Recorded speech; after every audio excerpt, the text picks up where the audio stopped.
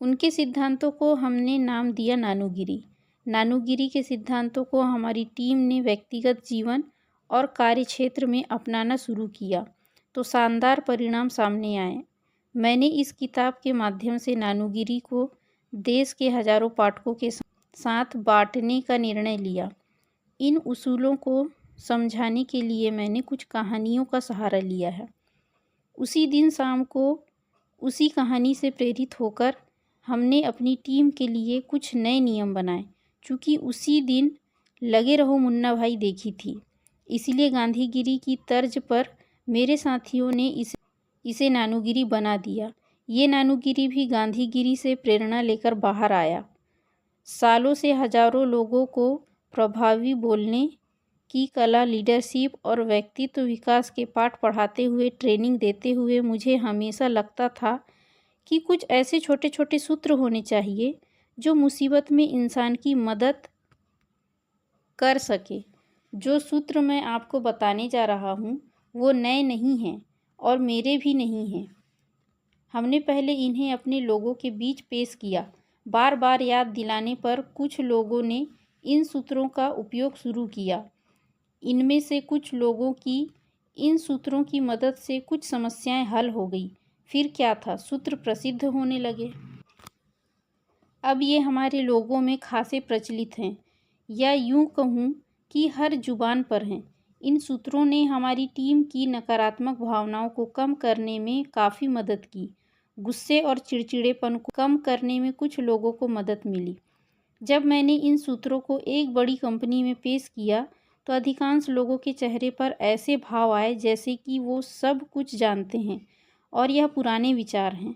फिर मैंने उन्हें याद दिलाया कि ऐसी ढेरों चीज़ें जिन्हें हम जानते हैं कि गलत है, परंतु फिर भी उन्हें करते हैं। यदि ज़िंदगी में कोई भी परिवर्तन चाहिए तो सबसे पहले जानता हूँ को हटाना होगा। प्रेरित होकर कुछ लोग सीखने की मुद्रा में आ गए। खास बात यह है कि ये सीखने की मुद्रा में आ जाने वाले लोग कंपनी में सबसे शीर्ष और ऊंचे पद के लोग थे। जूनियर तो अभी भी ज्ञानी हूँ का भाव बनाए हुए थे। फिर एक समस्या देखने वाले सज्जन ने तुरंत कहा, doctor Patni, it's easy to say thought to do. यह कहने में सरल है परंतु करने में कठिन है। मैंने कहा, आप सही कह रहे हैं।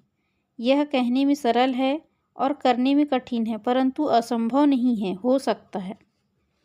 यदि यह सूत्र कोई भी अपने परिवार या कार्यक्षेत्र में उपयोग करने लगे तो अद्भुत सकारात्मक परिणाम आएंगे। वैसे भी सरल कामों में से बड़े परिणाम आना कठिन है। बड़े परिणामों के लिए तो जंग लड़नी ही पड़ती है, कभी खुद से तो कभी दूसरों से। क्या आप बड़े परिणाम चाहते हैं? यदि आपका जवाब हाँ है तो फिर सरल हो या कठिन कार्य करने को तैयार हो जाइए। अब आप जो 3 नियम पढ़ने जा रहे हैं, हो सकता है कि आपको वो किताब प्रतीत हो, परंतु फिर भी कुछ दिनों के लिए अमल में लाना। परिणाम खुद ही बता देंगे कि वे किताबी हैं या बिल्कुल प्रैक्टिकल। नानूगिरी का पहला उसूल, बहरे बनो। जो कहानी आप पढ़ने जा रहे हैं, नानू भाई का कहना है कि उसी से प्रेरित होकर इस उसूल का जन्म हुआ। एक छोटे से गड्ढे में 4 मेंढक गिर गए। सारे मेंढक उस गड्ढे के आसपास आ गए और गिरे हुए साथियों का हौसला बढ़ाने लगे। हर तरफ से आवाज़ें आ रही थी, एक बार पूरी ताकत लगाकर बाहर कूदो, हो जाएगा, हिम्मत मत हारो, डटे रहो। कुछ देर तक तो गड्ढे में मेंढक कोशिश करते रहे, परंतु अब वो बुरी तरह थक चुके थे। इतने में ऊपर से कुछ नकारात्मक सामाजिक मेंढकों ने गड्ढे में गिरे मेंढकों को समझाया, रहने दो बेटा, अब आखिरी समय में क्यों शरीर को तकलीफ देते हो।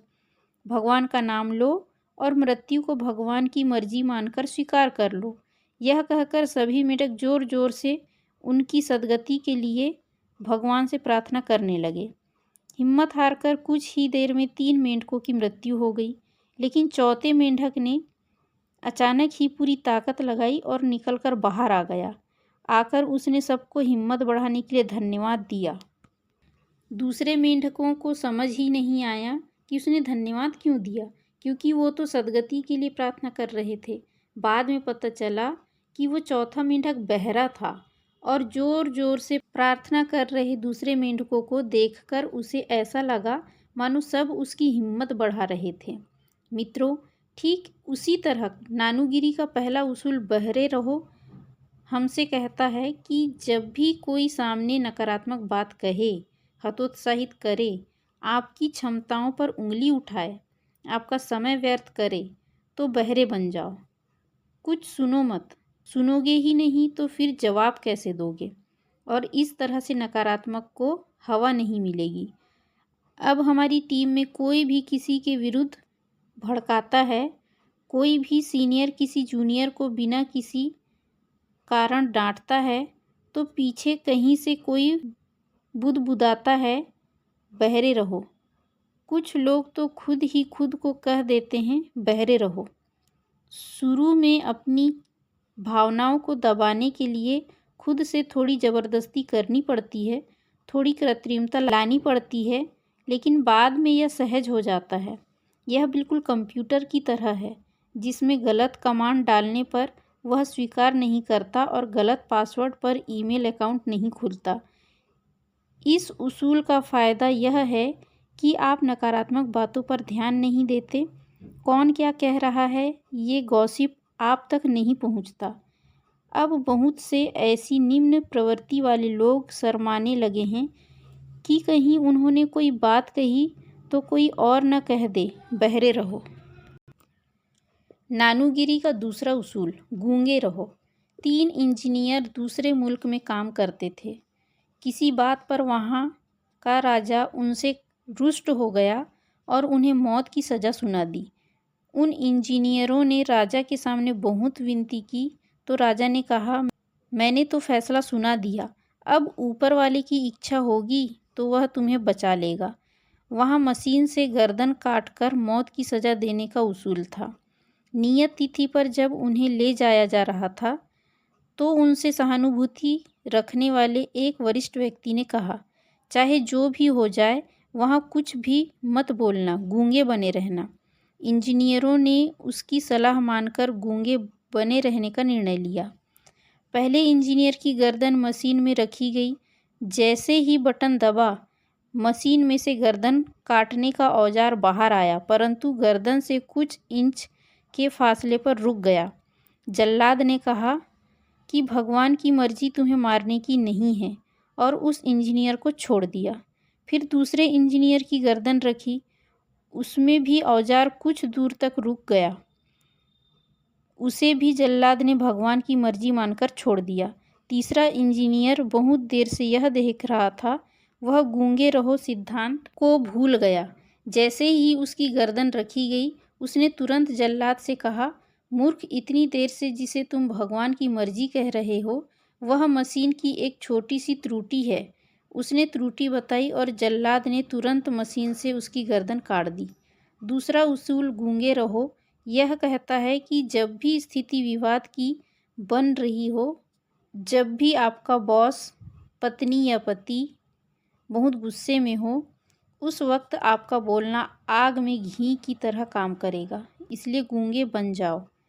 आप सही थे, परंतु फिर भी आपने धैर्य रखा। ये बात गुस्सा उतरने के बाद सामने वाले व्यक्ति को बहुत परेशान करेगी और उसे पश्चाताप होगा। ऐसा करने से आपकी भी गरिमा बढ़ेगी। मेरे कुछ मित्रों को गूंगे रहो उसूल से ज़बरदस्त परिणाम मिले हैं। मेरे एक मित्र अभय की पत्नी बहुत गुस्सैल है। जरा जरा सी बात पर दोनों में विवाद इतना बढ़ जाता था कि कई दिन तक वो बात नहीं करते थे। अभय अक्सर घर जाने से बचने के लिए देर तक ऑफिस में समय व्यतीत करता था। जैसे जैसे नानूगिरी के उसूल मित्रों में लोकप्रिय हुए, मैंने उसे गूंगे रहो अपनाने की सलाह दी। उसने तुरंत मेरी सलाह हवा में उड़ा दी और कहा, ये सब बकवास है, कोरी फिलॉसफी और प्रवचन है, इससे कुछ नहीं बदलेगा। मैंने उससे कहा, यदि तुम मुझे अपना दोस्त मानते हो तो बिना दिमाग लगाए 15 दिन यह करके देखो। अनमने ढंग से उसने स्वीकृति दी। उसी दिन उसकी पत्नी ने सुबह उसे ऑफिस से आते हुए करने का कुछ काम दिया था जो ट्रैफिक जाम की वजह से वो नहीं कर पाया था। उसी दिन उसकी पत्नी ने सुबह उसे ऑफिस से आते हुए करने का कुछ काम दिया था जो ट्रैफिक जाम की वजह से वो नहीं कर पाया था। पत्नी जैसे ही आग बबूला होना शुरू हुई, अभय को गूंगे रहो का मुझे किया वादा याद आ गया। वह सब चुपचाप सुनता रहा, कोई बहस नहीं की। उसकी पत्नी जल्दी ही थक गई और उसने चिल्लाना बंद कर दिया। वो मन ही मन हैरान थी अभय की चुप्पी देखकर। अभय भी आश्चर्य में पड़ गया। उसे थोड़ी संतुष्टि हुई कि चलो, गूंगे रहो की वजह से 2 घंटे चलने वाला लड़ाई का एपिसोड 10 मिनट में ख़त्म हो गया। अगले दिन अभय ऑफिस से लौटते हुए पत्नी का बोला हुआ सामान लेकर आया। वो दिन उसके लिए यादगार दिन बन गया क्योंकि उसकी पत्नी ने उसे सॉरी कहा। उसने कहा कि मुझे पता चल गया कि कल जुलूस की वजह से ट्रैफिक जाम था और तुम्हें रास्ता बदलना पड़ा, लेकिन मैं इतना चिल्लाई तो तुमने कुछ कहा क्यों नहीं। अब वो दोनों लड़ाई टालते हैं और गूंगे रहो के बहुत बड़े प्रचारक हैं। आप भी ऑफिस में और परिवार में गूंगे रहो सिद्धांत अपनाइए और देखिए आपकी ज़िंदगी में विवाद कितने कम हो जाते हैं। यदि जीवन में लोकप्रिय होना हो तो सबसे ज़्यादा आप शब्द का, उसके बाद हम शब्द का और सबसे कम मैं शब्द का उपयोग करना चाहिए। नानूगिरी का तीसरा उसूल, अज्ञानी रहो। एक गुरु के पास एक व्यक्ति आया और कहने लगा, गुरुजी, मुझे आपसे कुछ नई बातें सीखनी है। गुरुजी ने कहा, कुछ नई बातों का अर्थ? उसने कहा, गुरुजी, लगातार अध्ययन से मैं संसार का अधिकांश ज्ञान ले चुका हूँ। फिर मैंने सोचा चलकर आपसे भी चर्चा कर लेता हूँ। यदि कुछ नया होगा तो सीख लूँगा। गुरुजी ने 2 खाली कप और चाय की केतली मंगाई। पहले स्वयं के कप में चाय डाली और फिर उस व्यक्ति के कप में चाय डालनी शुरू की। गुरुजी चाय डालते गए, उसका कप भर गया और चाय बाहर गिरने लगी। उसने कहा, गुरुजी, कप भर गया, चाय बाहर गिर रही है। गुरुजी ने कहा, जिस तरह इस भरे कप में चाय डालने से बाहर गिर रही है, यह कप अब और चाय नहीं ले सकता। ठीक इसी तरह मैं तुम्हारे भरे दिमाग में और ज्ञान कहाँ से डाल सकता हूँ। यदि ज्ञान चाहते हो तो पहले अपना दिमाग खाली कराओ। मित्रों, ठीक उसी तरह यदि आप भी जीवन में कुछ पाना चाहते हैं तो अज्ञानी बन जाइए और ज्ञान को भीतर आने दीजिए। ये दुनिया ज्ञानियों से भरी पड़ी है। कुछ ज्ञानी ऐसे हैं जो सब कुछ जानते हैं परंतु कुछ भी जीवन में नहीं उतारते। कुछ ज्ञानी ऐसे हैं जो कुछ नहीं जानते परंतु दिखावा ऐसे करते हैं मानो सब कुछ जानते हैं। नानू भाई के अनुसार तीसरा उसूल, अज्ञानी रहो, सबसे कठिन है। नानू भाई ने मुझे इन सूत्रों को किताब में लेने से बहुत मना किया। उन्होंने कहा कि सारे पाठक कोरी फिलॉसफी से ज़्यादा कुछ नहीं समझेंगे और मेरा मजाक उड़ाएंगे। मैंने उनसे कहा, नानू भाई, 52 साल की उम्र में आपने जिस तरह वापस ज़िंदगी से जूझकर खुशियों को जीता है, वह एक मिसाल है। मैं यह नहीं कह सकता कि इन सूत्रों से कितने लोगों की ज़िंदगी में सकारात्मक परिवर्तन आएगा, परंतु यदि एक व्यक्ति को भी अंधेरों में उजाले की किरण मिल गई तो नानूगिरी सार्थक हो जाएगी।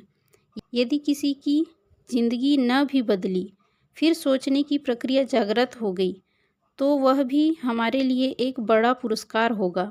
यह सुनकर नानू भाई अपने सूत्र हमें देने पर सहमत हुए, वह भी एक शर्त पर कि हम उनका असली नाम नहीं छापेंगे।